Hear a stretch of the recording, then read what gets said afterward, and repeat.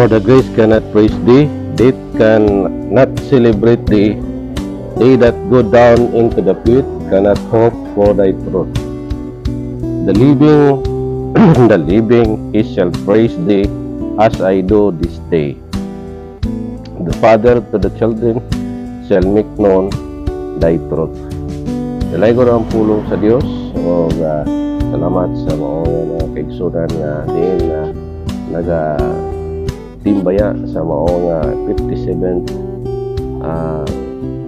anniversary of my birthday o atong May 29 nahimo kini nga dunay mga pagpasidungog sa Ginoo uban usab sa paghinumdom sa death anniversary o ikatulong ka tuig nga death anniversary sa akong anak na diin gikuha siya sa Ginoo gikan karon dili na gid na malimtan tungod kay transfer ang iyang kini gitawag nga paghandom naturong sa ako ang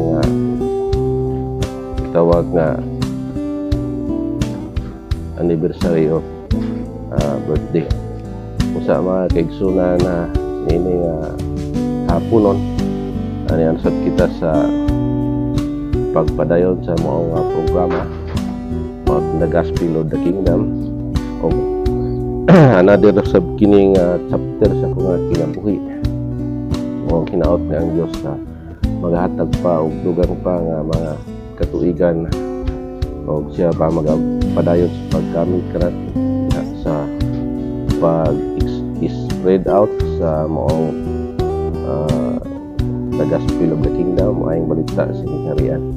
Mga kaigsunan ko sa Ginoo, pipilihan na lang ako nga batch sa Bible School na din naa sa ministry. Ang uban gikuha na sa Ginoo ug salamat ko sa Ginoo tungod kay tagaan ko niya og restoration diha akong i-restore gikan sa down ako nga kinabuhi og diha akong gi-bless og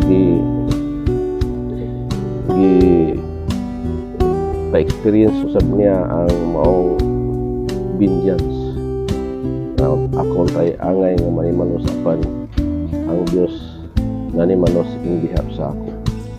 Muna dako ra ko pasalamatan sa Ginoo o ihang gipa mukha sa mga kritiko sa mga nag-prejudge nako sa nagdaot sa akong ngalan sa nag-scrutinize sa ako ang pagkatao di karakter assassin ko pa na-inspire niya na nagpabilin gyapon ko nga nagabarog sa pagtulunan sa ato ang Ginoo. Mga kaigsunan ko da sa Ginoo, salamat sa Dios nga naghatag siya og dugang pang katuigan sa akong kinabuhi o kininhabilin nga mga katuigan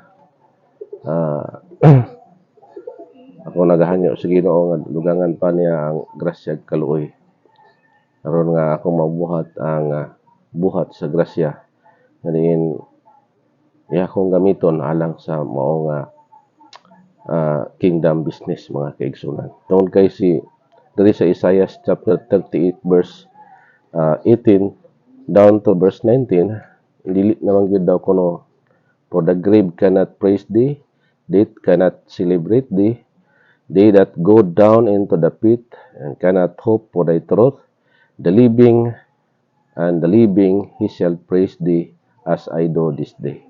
So mao kini ang sentimento ni Hezekiah nga diin naghangyo siya sa Ginoo nga dugangan pa siya og dugang pang mga katuigan o gi-grant kini sa Ginoo. O ang atong pagkatao sa oras nga tuldok ka na sa Ginoo ang chapter sa ato ang kinabuhi ang maong load na expire na. So sad kayo higalag soon kung gipaundang na ta sa Ginoo tungod kay ang Ecclesiastes chapter 9 verse 5 for the living know that they shall die, but the dead know not anything, neither have they any more a reward, for the memory of them is forgotten. real talk kini higala igsoon. Tinuod kini tungod kay ang bisan pa sa maong mga loved ones, no? Bisan pa sa ako ang anak nga diin naka-experience ako og kining gitawag nga sorrow tungod kay kalit lang og untimely pa para nako nga kuhaon akong bunso nga anak pan dinhi ko nakasabot kini nga mao pasahe sa Biblia Ecclesiastes chapter 9 verse 5 mao na ina nga malimta na, no? Malimta na ang mga memories nimo sa nahabilin og dinhi gi-explain nga ang buhi nakabalo nga mamatay magita, no? Kabalo magita nga mga matay kita, no? Pero sa oras nga mamatay na di ay ang usa ka tawo, wala na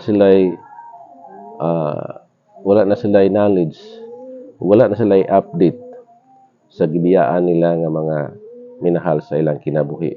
Or ini mudawat pa siya og reward og wala na gyud, no? Wala na say contact kay mo man emphasize diri sa maong Ecclesiastes.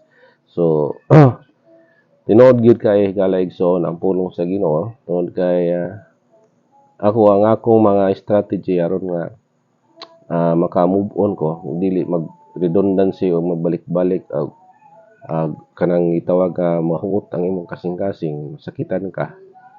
So naay mga time nga maka-remember ko sa banding nako sa akong anak. Ako dahil ni siyang isip og lain, no? Na mga memory nga iyang gibilin dinhi. So ilingaw-lingaw dahil ako og galingon og halos dili na nako gustong tan-awon, no? Og di magin malikayan makita magin ako siya. So mo kina na sa ako dili man naglahi mi sa ako ang misis, pero sa ako gusto nako nga dili ma-repress, ma-recall ang maong sitwasyon samtang buhi pa siya. Mao na nga tama gid ang Biblia kay ikaw mismo dili ka gusto balik-balik samtang ang iyang gibilin nga legacy o memory gusto na nimo nga dili na siya mukbul pa pag-usab kung libro pa, no? Kaya magsigi ka og ginatawag nga mubati og surog kabug-at sa imong kasing-kasing. Una nga dinhi nako nasabtan kini nga mao nga bersikulo, no? Mao nga sa ako ang pagpamalandong na kung unsa man ang akong gibilin nga legacy diri sa kalibutan sa buluhaton sa atong Ginoo, kabalo na ko daan ana nga saglit lang na malimtan dayon ka, no?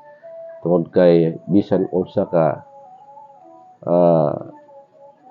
important nimo nga person sa usa ka tawo og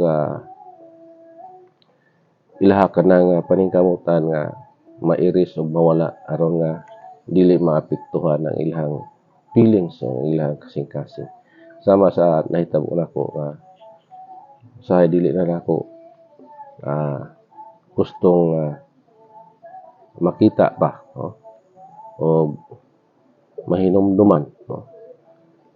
Siguro kung taas-taas na siguro nga mga katuigan murag dili na kaayo ka maapektuhan, pero maski na pa mga kaigsunan kaya gisulti sa Ginoo niingon dinhi for the memory of them is forgotten, nga naningkamot gyud nga mabutang na sa subconscious tungod kay makaapekto magod sa imong gitawag nga personality o sa imong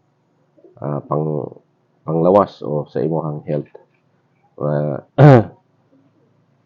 Di ka katulog, whatever nga sakit ay mong dughan o murag ma-down ka, maluya ka. So muna mga kaigsunan. So na ako'y nakita nga video o salida na namatay ang iyang bana, siguro gihimuan mo nagpelikula na nako mabanggit ang maong artista o dito nga diin na himong na-depress ang asawa nga gibiyaan sa iyang mister tungod kay love kay niya ang mister, palangga kay siya pod sa iyang mister niya ikuha sa Ginoo o dugay siya, wa gid siya kamubon tungod kay redundancy repeatedly ang memory o wala gid siya, di na siya makiistorya og tao, murag nabutang siya sa punto nga nana siya sa depression. Tungod kay dili man niya gusto kalimtan. So kung ang mga butang ang mga bagay kung mawala na diri sa kalibutan niya, sigihan gyapon nimo og dala nga daw naa pa siya. So nga ma-abnormal ang usa ka tawo, no? Moabot sa depression ang usa ka tawo. Mga kaigsunan, tama gyud ang gisulti sa Biblia nga ang gikuha na niya nga persona dili wala na siya contact diri sa mga buhi o dito na natapos ang maong kaygayonan para niya o gipapahulay na siya sa Ginoo. O para po nato nga nabilin, dili po ta angay nga maguol tungod kay sayod man ta nga adunay may pagkabanhaw, adunay pag-reunion, pag-usab sa mga loved ones nato nga diin naguna-una sila og pahulay o ang Ginoo nagsaad nga aduna kitay reunion nga magkita ay pag-usab panahon nga ang Dios na mismo, si Kristo mismo na mo ang magdumala sa lahi na sab nga chapter o arena o mga katuigan nga si Jesus Christ mo ay maghari o magkita-kita na sab ang ato ang mga loved ones nga din nakapasar pod nga diin himo pong qualified sa pagsulod sa kingharian. Wala nga hinitak na wag taas-taas naman yung mga kaigsunan o wala dili ko makahatag og taas-taas nga oras karon kay limitado ra pod ang maong vlog nako. Gani gi-break na ko ni murag 3 times na ko naghatag og taas nga vlog o dinhi lang nako ni tapuson o daghang salamat sab sa nagtimbaya usbo nako sa mga nag-like o nag-subscribe sa maong channel o nag-share sa maong gi-share nako nga mga balita sa gingharian. Ang Dios sa manalangin sa iyong nangunag kasing-kasing. Okay, kini yung ubos nga lagad manamilits Pastor Armando Montero. Kung kaingon kaninyo, mayong hapon sa tanan.